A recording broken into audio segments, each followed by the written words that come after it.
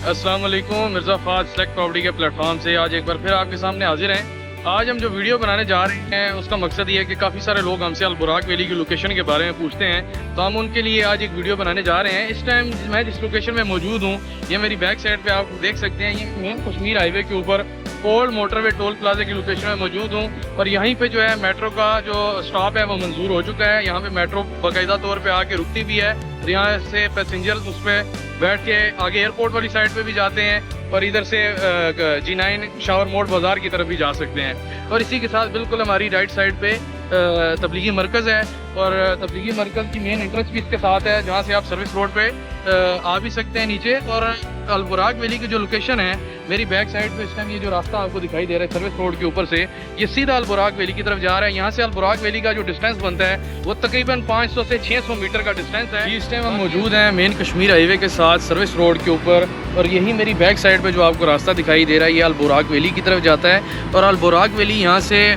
Maximum 500 से 600 metre के distance के ऊपर है।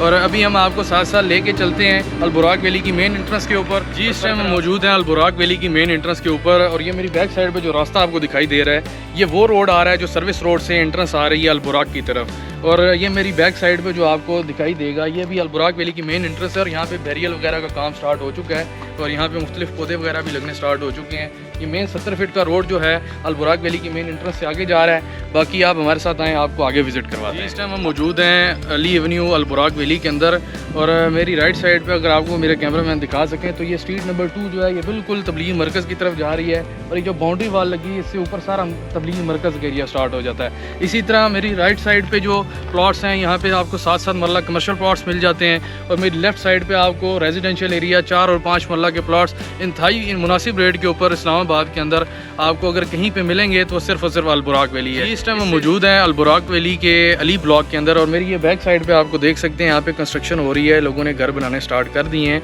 और इसी तरह मेरी लेफ्ट साइड पे एक जामिया मस्जिद अल बुराक वैली की जो ज़ेर तामीर है इसकी कंस्ट्रक्शन चल रही है, और ये इंशाल्लाह बहुत जल्द जो है वो कम्प्लीट हो जाएगी।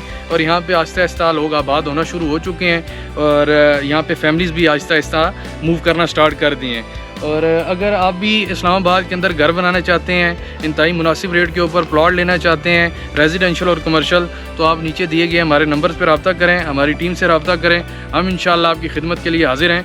बहुत शुक्रिया, जज़ाकल्लाह।